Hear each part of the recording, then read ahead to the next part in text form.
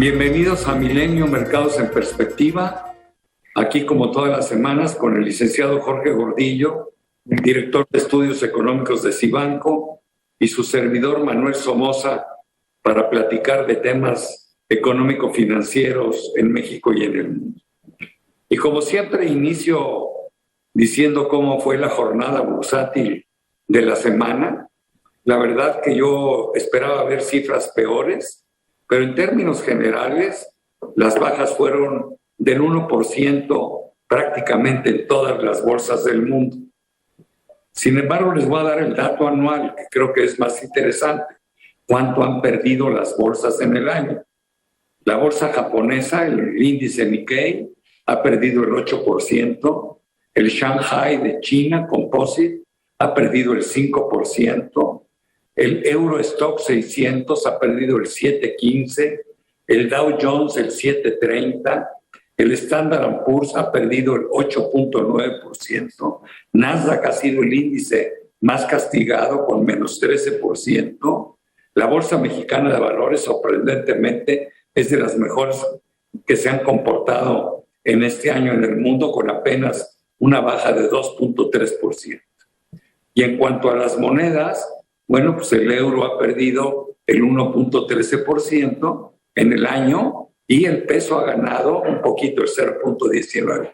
Recordemos que el peso cerró en 20.46 y al cierre del viernes andaba sobre niveles de 20.45. Eso es en cuanto a los mercados. Pero bueno, la atención está puesta básicamente en el tema del conflicto de Rusia y de Ucrania, donde es muy difícil hacer predicciones, porque no sabemos cuándo empezó, pero no sabemos cuándo y cómo va a terminar. Es indudable que la fuerza rusa va a dominar la situación. Lo que no sabemos es hasta dónde llega la ambición de Putin en cuanto a qué es lo que desea. Si realmente quiere tomar toda Ucrania, si solo quiere tomar las provincias del este, en fin, realmente yo no soy analista de ese tipo de temas y no sé dónde pueda terminar. Me parece que el señor Putin es una muy mala persona, es un criminal, no tengo la menor duda, pero también me parece que los ucranianos fueron demasiado inocentes junto con Occidente. Era imposible que Rusia hubiera permitido que la OTAN se estableciera adentro de Ucrania. Yo creo que le faltó imaginación a los ucranianos y a Occidente para negociar con los rusos. Debieron haber buscado la neutralidad, cuando menos en los temas de seguridad, un acuerdo tipo al que se tiene con Finlandia, que es un país que va razonablemente bien y ha podido mantener una vecindad pues adecuada con Rusia, que no debe ser un vecino fácil, pero bueno, yo creo que la falta de habilidad política de los ucranianos los llevó a pensar que podían enfrentarse a un enemigo tan brutal como puede ser Rusia, ¿no? Y tan salvaje, ¿no? Entonces, recordemos que la independencia de Ucrania pues tiene apenas 20 y tantos años y sus políticos honradamente son francamente inexpertos, ¿no? Pero ahí estamos, no sabemos en qué va a terminar. Ojalá y las cosas se quedaran ahí, se llegara a un acuerdo que incluyera el no establecer bases de NATO en Ucrania y que pudiera sobrevivir Ucrania como un país independiente. Honradamente no sé si son simplemente buenos deseos o hay alguna posibilidad de que eso pueda persistir. Pero estoy seguro que mi compañero Jorge Gordillo tiene una mejor opinión sobre este tema. Gracias, Manuel. ¿No? Una opinión complementaria solamente. Aunque los mercados aparentemente no tuvieron una afectación la semana muy fuerte, sí vimos una alta volatilidad, sí vimos cambios fuertes en el tipo de cambio. Por momentos sí se depreció mucho, después se recuperó. Igual pasó en las bolsas de valores, porque el mercado inmediatamente se empezó a calentar. O sea, sí sabíamos que venía a lo mejor una invasión, pero creíamos que iba a ser un poco más lenta. Y cuando vimos la contundencia como entró Rusia, a todos nos empezó a entrar la duda sobre el alcance. Y el alcance y la posible escalada es lo que va a tener a los mercados todavía un tanto inciertos y, por supuesto, volátiles en los siguientes días y semanas.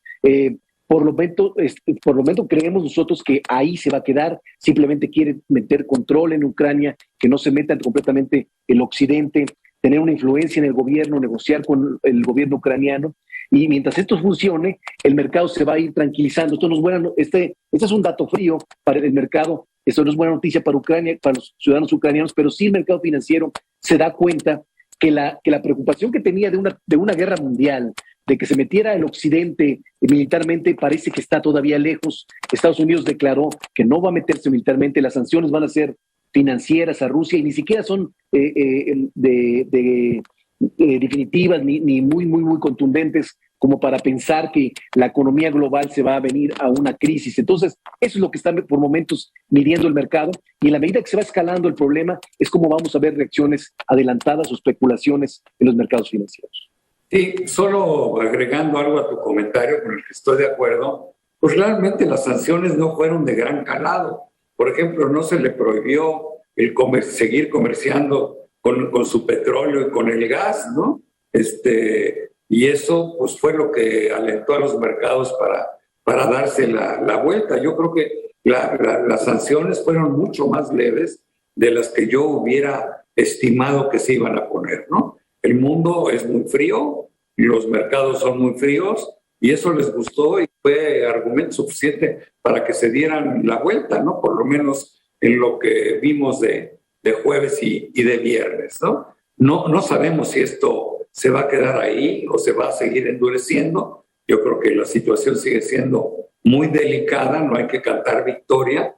No creo que hayamos visto el final de esta crisis, pero bueno, pues por lo menos llegamos al fin de semana con un poco de mejores noticias en lo económico. Y coincido contigo, el daño que se puede hacer a la economía mundial pues es muy acotado, ¿no? El daño para la economía norteamericana seguramente será mucho más leve. Yo creo que los que más van a sufrir, bueno, el que más va a sufrir económicamente será Rusia, sin lugar a dudas, pero bueno, pues también después están los principales países europeos. Y ahora, sí. Perdón. El segundo tema que siguen los mercados pendientes es qué carambas va a hacer la Reserva Federal el 16 de marzo, cuando se celebre su Junta de Política Monetaria. No cabe duda que el conflicto de Rusia y Ucrania mete a la Fed en serios problemas. ¿Cómo? Bueno, pues si hubiera una sensación de que la economía mundial se va a hacer más lenta, más pesada, que el crecimiento va a ser mucho menor al esperado, pues no es lógico un endurecimiento muy importante en la política monetaria, porque esto actuaría como pinza en contra de todo, ¿no? Yo creo que la Reserva Federal va a ser prudente. Sí creo que va a subir 25 puntos base la tasa en marzo, pero creo que se va a ir con mucho más cuidado de lo que los mercados percibían hace apenas 30 días. Yo creo que la tasa la vamos a ver este año subir de 0 hasta el 1.25 o 1.50. En casi todas las sesiones habrá un incremento de 25 puntos base, pero no veo una política monetaria muy agresiva que endurezca las condiciones de liquidez del país. No sé qué piensas. Coincido contigo. Se estaba acelerando muy rápido la especulación de que la Fed tuviera que aumentar 50 puntos base en marzo e irse rápido en el primer semestre para ser muy contundentes en la inflación.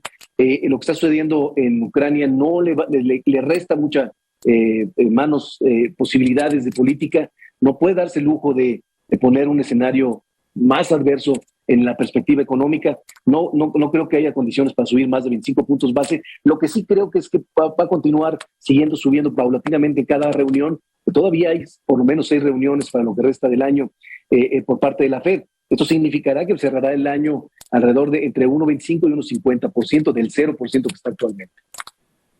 Así es. Eso yo creo que es lo más importante. Ahora vamos a seguir estando en ascuas porque pues la reunión todavía faltan 2 semanas, ¿no? La semana entrante va a haber información importante. Sale el dato del empleo en Estados Unidos. No recuerdo cuándo sale la inflación de febrero. también es un dato que va a ser muy importante, ¿no? Entonces, bueno, pues vamos a estar atentos a todo ello.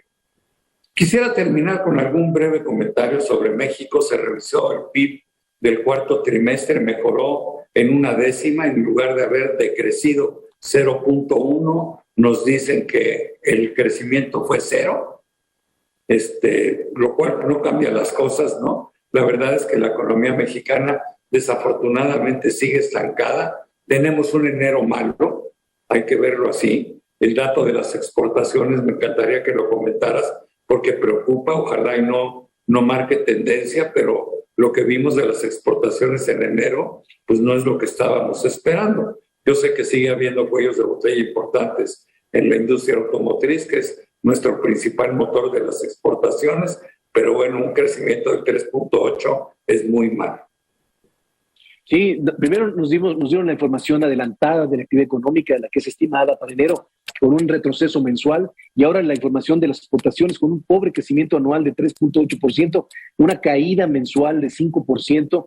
Empezamos mal el año, como dices, en el motor o en el indicador que nos está dando la esperanza de un crecimiento positivo para México. No significa que así va a ser todo el año, significa que empezó complicado. Muchos temas se dieron a principio de año que a lo mejor van a ir mejorando hacia adelante, pero este indicador necesitamos que mejore rápido para no empeorar las expectativas de por sí ya muy bajas para la economía mexicana.